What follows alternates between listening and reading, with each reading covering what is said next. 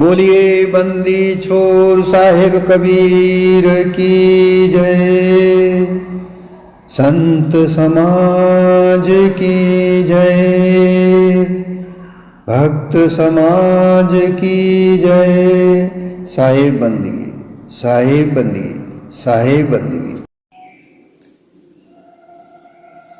आज का जो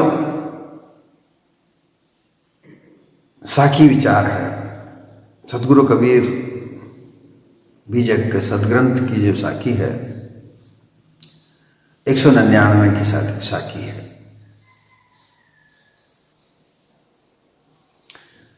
इस साखी के विचार आज हम आप सभी के साथ में और हम सब मिलकर बांटेंगे।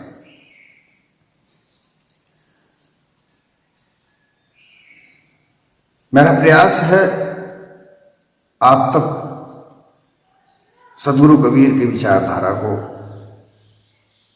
ये YouTube के माध्यम से मैं पहुंचा रहा हूं।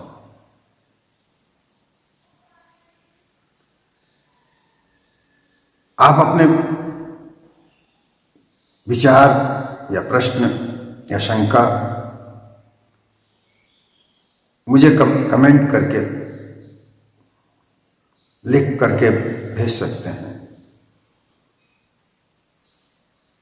जो मुझसे व्हाट्सएप पर जुड़ा हुआ है तो वो व्हाट्सएप पर प्रश्न करे, मैसेंजर पर जुड़ा हुआ है तो मैसेंजर से लिखे। YouTube के जहाँ पर चैनल है, जिस चैनल पर आप मेरे इस वीडियो को सुनेंगे, वहाँ कमेंट करने की जगह भी है, वहाँ भी उसको आप लिखें। आपके विचार मेरे लिए और आगे अच्छा करने के लिए प्रेरित करेंगे। आपका और हमारा बराबर से संबंध रहना चाहिए। मैं किसी भी धर्म, मत, किसी भी विचारधारा का खंडन नहीं करता, ना सदगुरु कबीर ने किया। सदगुरु कबीर ने केवल पाखंडवाद के लिए कहा। धर्म कोई भी हो, मत कोई भी हो, संप्रदाय कोई भी हो, वहां पाखंडवाद नहीं होना चाहिए। इसी के लिए सदगुरु कबीर ने जो भी कुछ कहा वो संकलित होकर के कबीर साहब के समक्ष संकलन करके जो ग्रंथ का नाम हुआ वो बीजक के नाम से मशहूर हुआ। और आज इसी के आधार पर कबीर साहब की विचारधारा को समझा जाता है। यही प्रयास हम कर रहे हैं। मैं आपके समक्ष हूँ, आप मेरे इनको सुन करके कैसा लगता है आपको, कुछ कमी हो तो उसे मुझे बताइए, शंका हो तो वो मुझे बताइए, मैं आपके साथ ही रहूंगा। चलिए चलते हैं साखी 199 पे। परंतु फिर वही एक बात है कि आप इस चैनल को ज़्यादा से ज़्यादा शेयर करें, सब्सक्राइब करें, लाइक करें, तो इसमें बहुत कुछ परोपकार आप कर सकते हैं। साखी 199। मानव तेरा गुण बड़ा, मास न आवे काज, हाड़ न आभूषण बने, चामना बाजे बाज।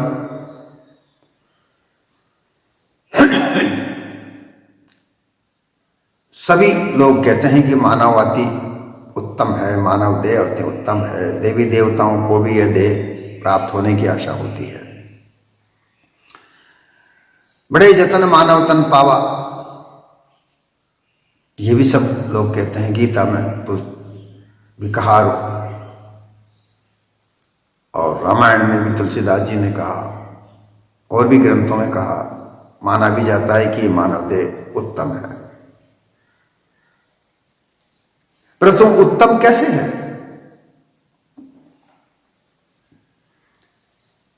साहिब ने इससे आगे बढ़कर एक बात कहा कि मानव तेरे गुण बड़े। मानव मानव तो सब है, मानव मानव सभी कहावे, मानव बुद्धि कोई बिरला पावे। मानव तो सब है, सभी मानव इस मानव देह में सब आए, 84 लाख योनि भोग करके मानव देह में आए। जो खानी जाल है वहां से निकलकर हमें मानव देह प्राप्त हुई।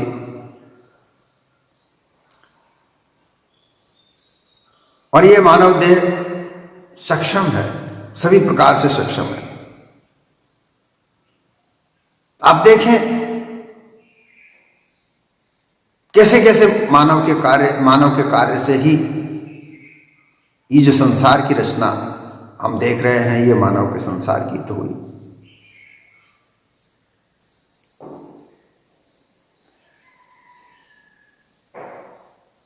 लोग ब्रह्मा विष्णु महेश का नाम लेते हैं कि उन्होंने रचना की, उन्होंने पालन किया, उन्होंने संहार किया। इसका तात्पर्य कभी नहीं है कि उनके पहले धरती थी ही नहीं। उसके पहले भी धरती थी, क्योंकि उनके भी माता पिता थे, उनके पहले भी संसार में व्यक्ति रहते थे।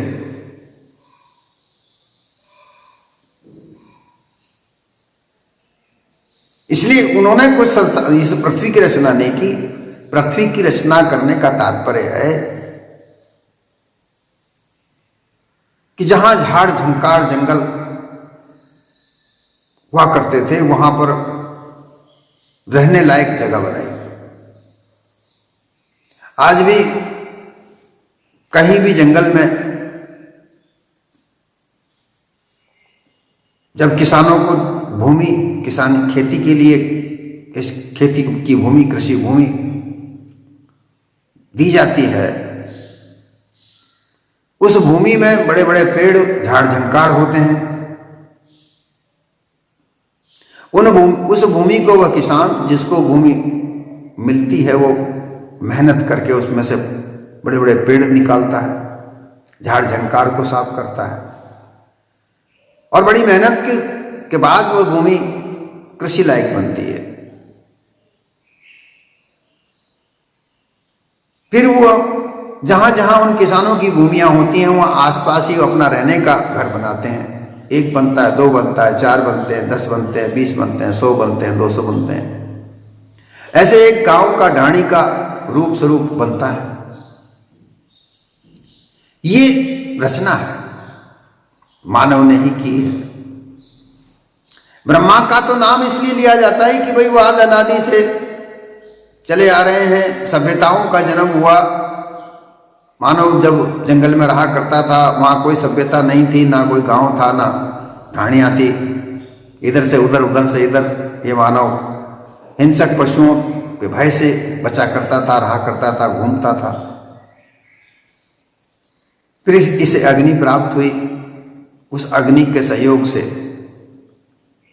इसने अपने आप को स्थिर किया, और जब स्थिर आवास इसका हुआ, तब जाकर कहीं कबीलों के छोटे छोटे झोंपड़े बने। झोंपड़े परिवर्तित होते होते घर बने, घर से मकान, मकान से आज जो हम स्वरूप देख रहे हैं, ये सब मानवकृत है।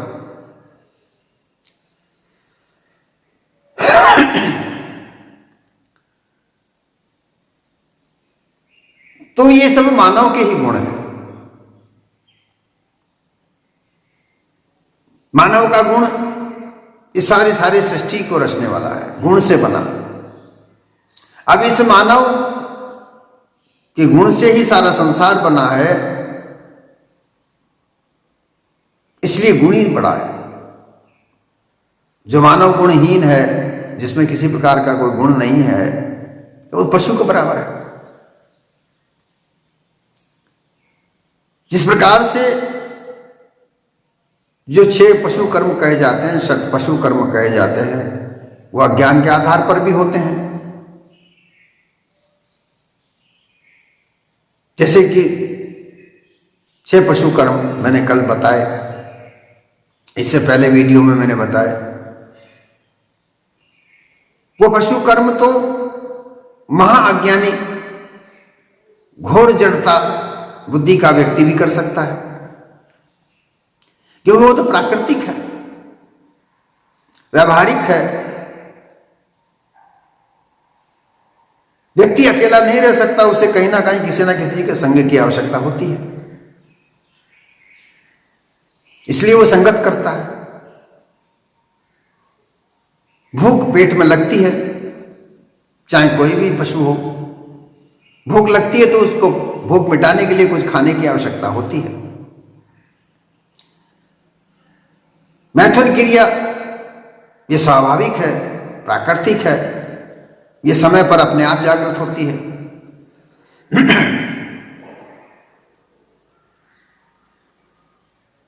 निद्रा, जब शरीर से कार्य किया जाता है, पुरुषार्थ किया जाता है, परिश्रम किया जाता है, तो शरीर को आराम करने के लिए नींद आती है, अपने आप नींद आती है, और शरीर अपने आप कहता है कि अब आराम करो भाई, तो प्राकृतिक रूप से आती है। मोह, एक दूसरे का सहयोग, एक दूसरे का आकर्षण, जड़ पदार्थों के प्रति आकर्षण। सूर्य रोशनी करता है, चांद रात को चमकता है, तारे आसमान में झिलमिलाते हैं, फूल खिलते हैं, फल लगते हैं, इनको सबको देखकर मानव का आकर्षण बढ़ता है, परिवार बढ़ता है, बच्चे होते हैं, पालन पोषण में उनकी तरफ मन जाता है, धन कमाना है, कार्य करना है, कर्तव्य निभाना है, इनके प्रति मन को लगाना ही मोह है।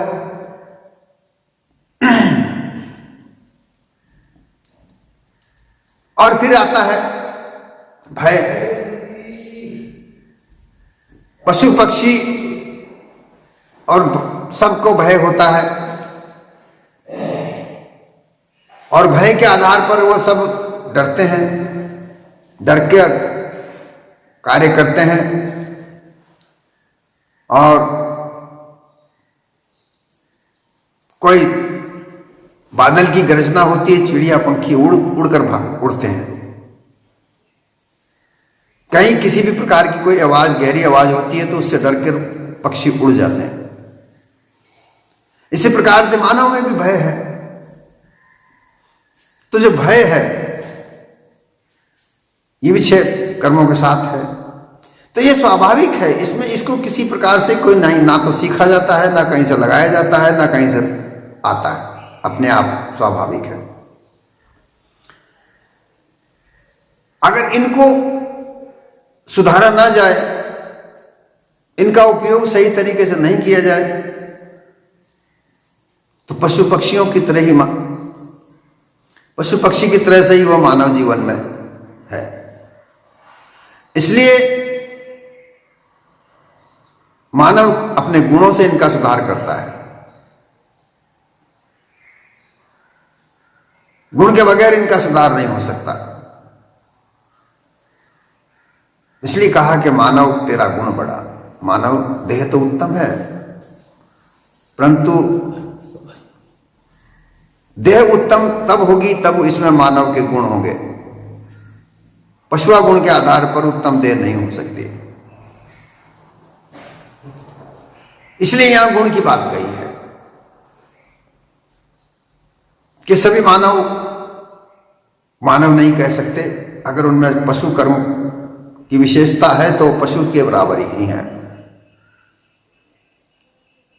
मानव में रहकर, मानव तन में रहकर, मानव देह प्राप्त करके इन 6 कर्मों का अगर सुधार नहीं किया, इनको सुधारे जाते हैं, छूटते नहीं।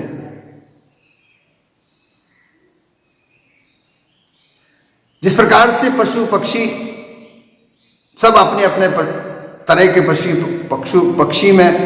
पशुओं में साथ रहते हैं, संग करते हैं, इसी तरीके से मानव भी विभिन्न प्रकार की संगत में रहता है। और उसी प्रकार की संगत से उसकी रहनी गहनी बनती है। अगर कोई नेतागिरी करना चाहता है तो नेताओं के साथ रहना पड़ेगा। अगर किसी को डॉक्टर बनना है तो डॉक्टर की पढ़ाई पढ़नी होगी, डॉक्टरों के साथ रहना पड़ेगा। अगर किसी को विद्वान बनना है तो विद्वानों के साथ होना होगा। अगर किसी को कथावाचक बनना है तो कथावाचक के साथ रहना होगा। किसी को संगीत सीखना है तो संगीतज्ञों के साथ रहना पड़ेगा, संगीत की विद्या सीखनी होगी। गायन कलाकार बनना है तो कलाकार के साथ रहना पड़ेगा। किसी को भोजन बनाने की कला सीखनी है तो भोजन बनाने वालों के साथ रहना पड़ेगा, वो कला सीखनी होगी। अर्थात हजारों हजार प्रकार की जो कलाएं हैं, जो भी कला तुम्हें सीखनी है उनके साथ संग रख करके, उनका संगत करके तुम्हें वो कला सीखनी होगी।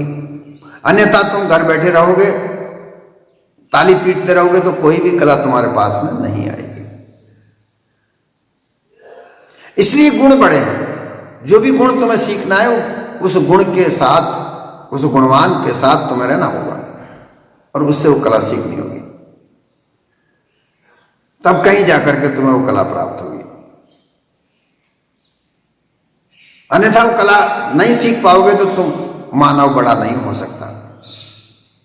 क्योंकि मानव में रहकर तो बहुत सारे लोग लुटेरे, छल कपट करने वाले, हिंसा करने वाले, चोरी करने वाले, व्यभिचार करने वाले, वो लोग कैसे उत्तम हो सकते हैं, कैसे बड़े हो सकते हैं? जो हमेशा चोरी करते हो, व्यभिचार करते हो, डाका डालते हो, हिंसा करते हो, हत्या करते हो, ऐसे लोग कैसे हो सकते हैं उत्तम? वो उत्तम नहीं हो सकते। इसलिए मानव के गुण बड़े हैं।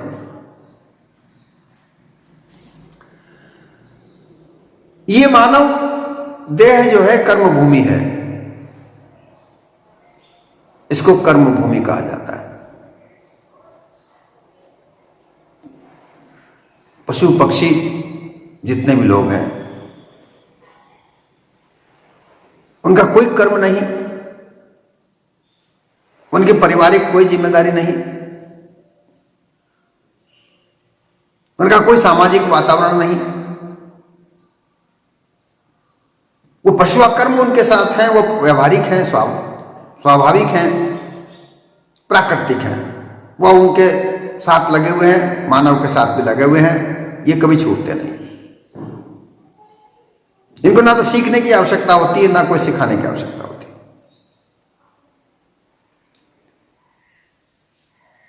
परंतु अगर मानव है तो उन 6 कर्मों को सुधार सकता है, क्योंकि मानव देह में कर्म भूमि है, यहां उसे कर्म करने होते हैं। कर्म क्या है? कि अपने मानव सद्गुणों को धारण करे। मानव सद्गुण क्या है? साच, विचार, शील, दया, धीरज, विवेक, वैराग, गुरु भक्ति, ये 8 सद्गुण कहे गए हैं। इनको धारण करें। जो मानव की कर्म भूमिका है वो इसके आधार पर चलाए, इसके आधार पर करे। सच की भूमि होनी चाहिए, सांच बोलने की भूमि होनी चाहिए, जहां सत्य का प्रकाश आधार हो। हमेशा सत्य बोले, मिथ्या झूठ ना बोले। अगर झूठ बोलेगा तो मानव नहीं, पशु है। वो पशु कर्मों में लगा रहेगा, कदम कदम पर झूठ बोलकर अपने आप को सत्य से बचाएगा और झूठ की तरफ जाएगा, झूठ का संगत करेगा, मतपंथ बनाएगा और उसमें पक्ष अपक्ष करेगा। तो भूमिका, कर्म जो भूमिका है, जो कर्म करने की भूमिका है, वह साच की होनी चाहिए। साच का आधार, अर्थात साच के आधार पर कार्य करे, मिथ्या का आधार न पकड़े, न रखे, उनको त्याग दे। साच की भूमिका ऊपर अटल होकर रह करके विचार करे, कोई भी कार्य करने के पूर्व उसका विचार करे, विचार पूर्वक उसको विचार करे, सोचे, समझे, जाने, फिर उस कार्य को करें। लाभ हानि को समझे, स्वार्थ परमार्थ को समझे। अगर कोई स्वार्थ कार्य है, स्वार्थी कार्य का त्याग करे। स्वार्थ में भी परमार्थ को देखे। जैसे स्वार्थ का कार्य है कि अपना कार्य कर रहे हैं। कोई व्यक्ति नौकरी करता है, सरकारी नौकरी करता है। सरकारी नौकरी स्वार्थ भी है और परमार्थ भी है। परमार्थ ये है कि सरकार का कार्य कर रहे हैं। सरकार का कार्य सामान्य जन के लिए होता है, सामान्य सेवा होती है। उस सेवा को नेक नीति से करें, उसमें स्वार्थ न रखे। स्वार्थ ये है कि नौकरी ना करते हुए घर बैठे हुए ही तनख्वाह ले। अपने जो अफसर हैं, जो अफसरों से जुड़ा हुआ है, उनको आधी तनख्वाह बांट दे और घर पर आधी तनख्वाह में अपना गुजर बसर करे। ये स्वार्थ है। फिर और इसके अलावा भी, नौकरी के अलावा तनख्वाह मिलती है, उसके अलावा भी घूसखोरी से पैसा कमाए, झूठे का साथ दे। ये स्वार्थ है। ये विचार करें। फिर करें शीलता के साथ। शील का मतलब है नम्रता, कोमलता, सरलता और व्यवहारिकता। क्योंकि जहां भी कोई भी काम करता है वहां पर हर तरह के लोग उसके साथ मिलते हैं, पर उनको शीलता से, नम्रता से, विचार पूर्वक जांच करके। क्योंकि झूठे लोग भी वहां आएंगे, छल कपट करने वाले लोग भी वहां आएंगे। उनको सबको जांचे और फिर उसके बाद में अपना कार्य करे। दया, मानव मात्र के लिए हृदय में दया रखे, परंतु दया रखने के लिए भी विचार करे, जांचे परखे। किसको दया की आवश्यकता है, ये भी जांचे।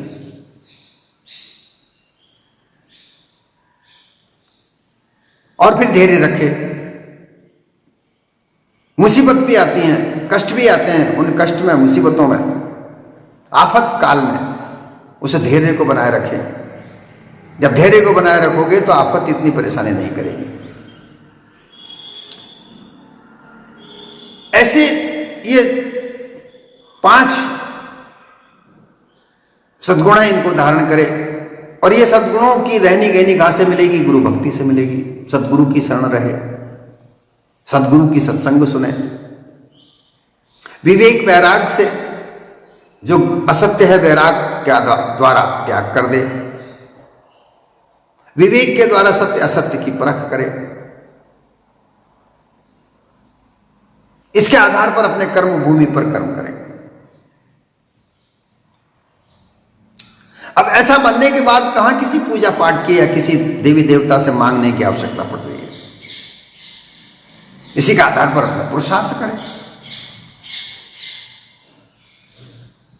लेकिन लोगों ने अनुमान कल्पना से ऐसे पुरुषार्थ के लिए प्रेरित नहीं किया।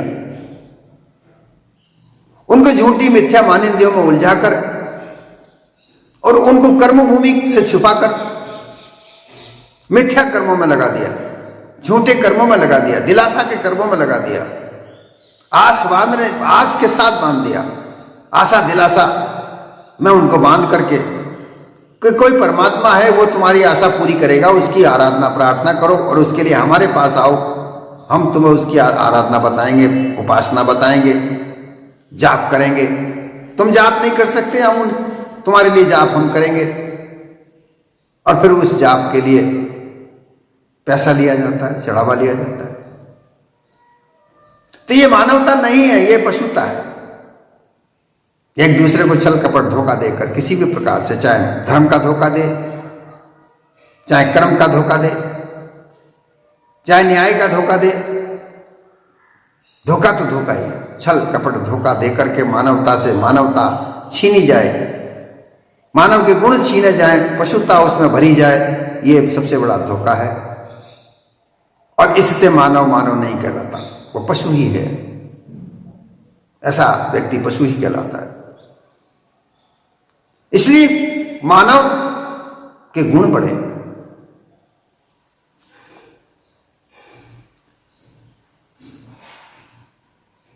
मानव के गुणों को धारण करने में एक बात और आड़े आती है, एक अड़चन और आती है, क्योंकि मानव लोभ लालच के आधार पर स्वार्थी जीवन बिता रहा है, स्वार्थ के साथ जीना सीखता है।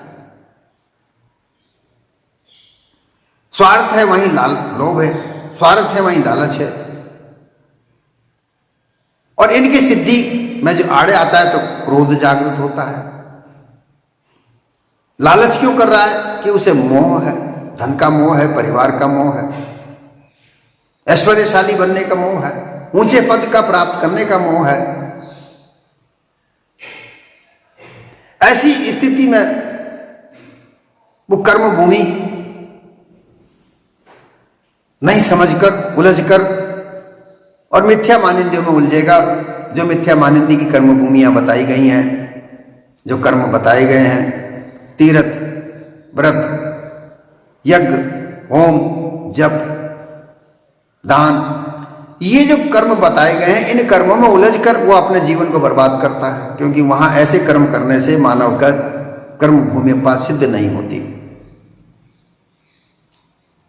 और अंत में ये मानव इस उत्तम देह को त्याग देता है, अनुमान कल्पना के जीवन को जीता हुआ, सत्य यथार्थ को ना समझता हुआ, जैसा आया वैसा ही चला जाता है। बंधन में आया था तब निर्बंधन होकर आया, परंतु बंधन में बंधा हुआ चला जाता है।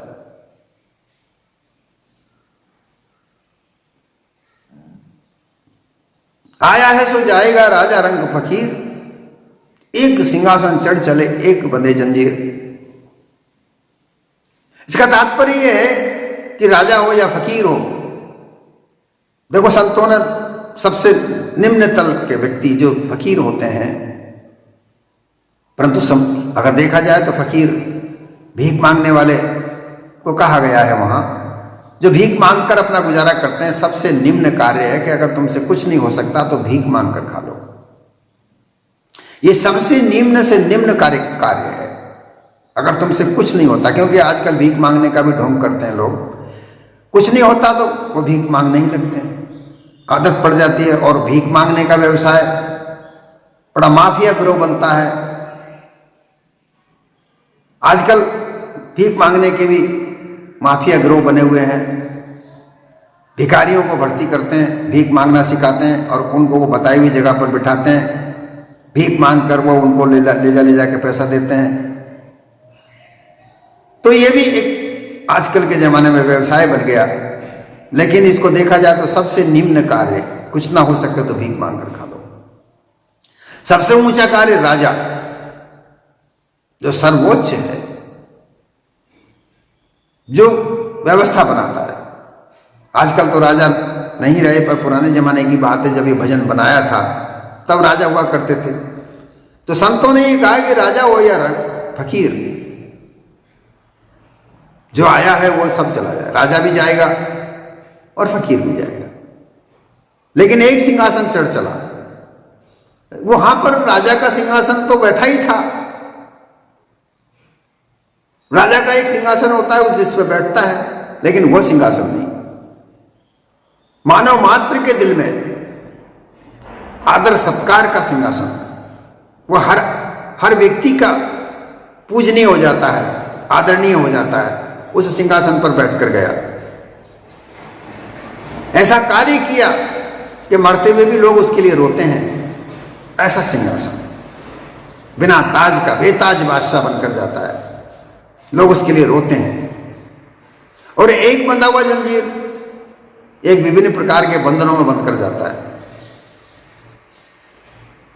मोह के जंजाल में फंसा हुआ, मोह की माया में फंसा हुआ वो जाता, लेकिन जाता जरूर है, लेकिन अपने गुणों के आधार पर इस संसार में कार्य करके जाता है। इसलिए मानव गुण बड़ा है। मानव गुण अगर नहीं है मानव में, तो पशु के अलावा वो कुछ नहीं है। जिस तरीके से पशु जीते हैं, इसी तरीके से वो मानव भी जीता है, अपना जीवन यापन करता है। केवल पेट के खातिर रोता है, अपने ऐश्वर्य के खातिर रोता है, अपने मान सम्मान के लिए रोता है, अपने जीवन को स्वार्थ में जीकर चला जाता है। अगर मानव गुण को प्राप्त कर लेगा तो कुछ परोपकार भी करेगा।